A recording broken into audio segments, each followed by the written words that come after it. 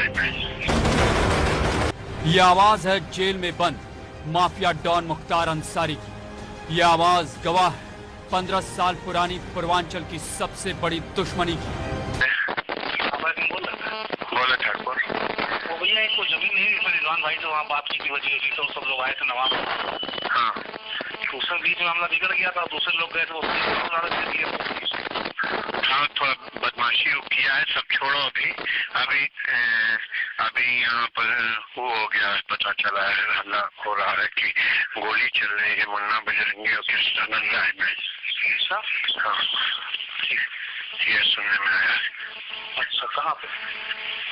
कृष्णानंद राय के गांव पर दोनों तरफ से मुकाबला चल रहा। हाँ हाँ, बराबर गोली चल रही है। हाँ, ये तरफा।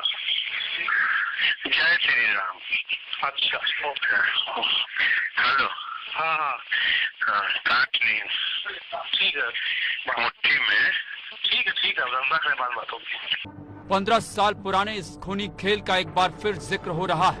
एक बार फिर पूर्वांचल के सबसे बड़े दुश्मनों की कहानी लोगों की जुबां पर है और उसकी वजह है ये ऑडियो क्लिप जो राकेश पांडे और हनुमान पांडे के एनकाउंटर के बाद सामने आई है। यह वार्ता मुख्तार अंसारी और अभय सिंह के बीच में है। दोनों उस वक्त जेल में थे और इस ऑडियो में पहले फ़ोन अभय सिंह ने लगाया मुख्तार अंसारी को और उसने किसी ज़मीन के डील के बारे में बात करने की कोशिश की।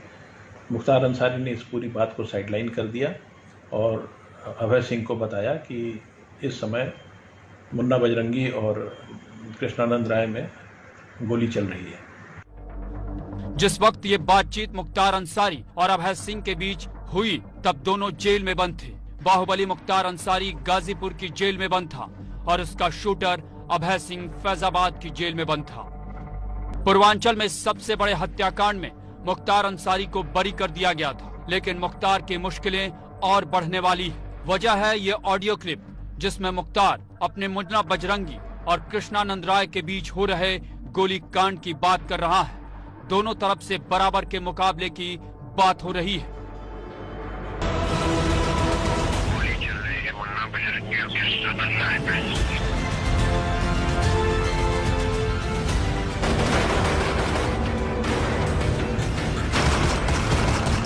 9 अगस्त के दिन यूपीएसटीएफ ने ऑपरेशन मुख्तार के तहत कृष्णानंद राय हत्याकांड के आरोपी रहे राकेश पांडे उर्फ हनुमान पांडे को मुठभेड़ के बाद मार गिराया है।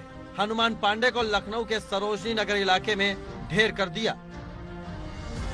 2005 में कृष्णानंद राय हत्याकांड में मुख्तार अंसारी के साथ मुन्ना बजरंगी, संजीव जीवा माहेश्वरी, अताउर रहमान बाबू के साथ राकेश और हनुमान पांडे भी नामजद किया गया था। राकेश पांडे का नाम हनुमान क्यों पड़ा, इस बारे में बताया जाता है कि वो ज्यादा खाना खाता था, इसलिए मुख्तार अंसारी उसे हनुमान पांडे के नाम से बुलाता था। हनुमान पांडे मुख्तार अंसारी की सेवा में लगा रहता था। क्योंकि राकेश पांडे भोजन बहुत अधिक मात्रा में करता था, इसलिए मुख्तार अंसारी ने राकेश पांडे का नाम हनुमान रख दिया था। ये भी एक कटाक्ष ही था। मुख्तार अंसारी ने अपने गैंग D5 के उन लोगों के लिए उपनाम भी रखे थे। मुन्ना बजरंगी को बजरंगी का नाम भी मुख्तार अंसारी ने दिया, तो वहीं राकेश पांडे को हनुमान का नाम भी मुख्तार अंसारी ने दिया था। कहते हैं कि जब जेल में मुख्तार अंसारी की सेवा के लिए राकेश पांडे भी दिन रात लगा रहता था, तो उसी बीच में ज्यादा खाने की आदत के चलते मुख्तार अंसारी ने राकेश पांडे का नाम हनुमान रख दिया और उसी के बाद से राकेश पांडे हनुमान पांडे बन गया। मुन्ना बजरंगी के बाद मुख्तार का सबसे करीबी रहा हनुमान पुलिस मुठभेड़ में मारा गया और हनुमान के एनकाउंटर के बाद आई ऑडियो क्लिप ने सीधे मुख्तार पर शिकंजा कस दिया है। और इस ऑडियो क्लिप के साथ ही सामने आया है वो शख्स जिसने कृष्णानंद हत्याकांड से पहले LMG को बरामद किया था। पूर्व डिप्टी एसपी और उस वक्त मुख्तार गैंग को करीब से देखने वाले शैलेंद्र सिंह का मानना है कि कृष्णानंद राय हत्याकांड में कई तथ्यों को दरकिनार किया गया। लेकिन आपको याद होगा बातचीत थी वो क्या? उस सीडी में साफ साफ मुख्तार अंसारी अपने आदमी से कह रहा था कि ये लाइट मशीन गन किसी भी हालत में हमको मिलनी चाहिए, विरोधी के पास न जाए। क्यों?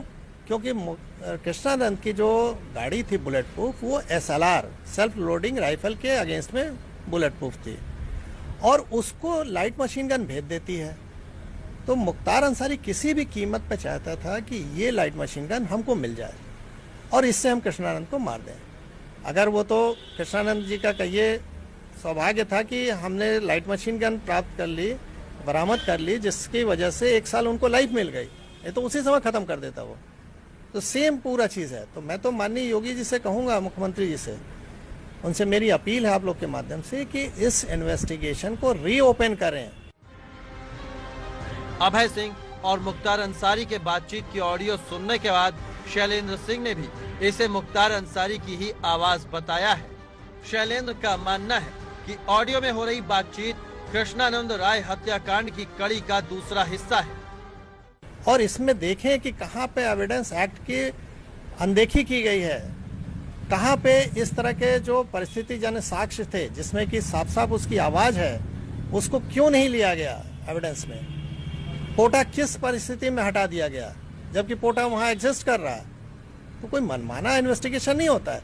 इन्वेस्टिगेशन तो हमेशा सुप्रीम कोर्ट की मतलब इसमें रूलिंग है कि आयोग को अपना दिमाग से विवेचना करना है। अगर इसको आपने कोर्ट में लिया होता है एविडेंस के तहत, तो आज मुख्तार इसमें दोषी होते, बरी नहीं होते, या उनके साथ जो लोग थे वो दोषी होते, बरी नहीं होते। शैलेंद्र सिंह वही पूर्व पुलिस अधिकारी हैं जिन्होंने कृष्णानंद राय की हत्या से 1 साल पहले LMG बरामद की थी। इतना ही नहीं, मुख्तार की आवाज को हत्याकांड से 1 साल पहले इन्होंने ही रिकॉर्ड किया था। यही वजह है कि शैलेंद्र अब दोबारा कृष्णानंद राय हत्याकांड की जांच की बात कर रहे हैं। कहा तो ये भी जा रहा है कि इस ऑडियो को कोर्ट में पेश करने से रोका गया क्योंकि अगर ये आवाज कानून के सामने दर्ज हो जाती तो शायद मुख्तार इतनी आसानी से बरी नहीं होते। अब सवाल ये भी है कि आखिर वो कौन है जिसने इस ऑडियो को कोर्ट तक जाने में रोका। गोली चल रही है मुन्ना बजरंगी और कृष्णानंद राय में। कृष्णानंद राय के काम गाजीपुर में नवंबर 2005 में जब एक तरफ कृष्णानंद राय और मुन्ना बजरंगी के बीच फायरिंग हो रही थी, तो वहीं जेल में बंद मुख्तार अंसारी और अभय सिंह इस फायरिंग की घटना की बातचीत कर रहे थे।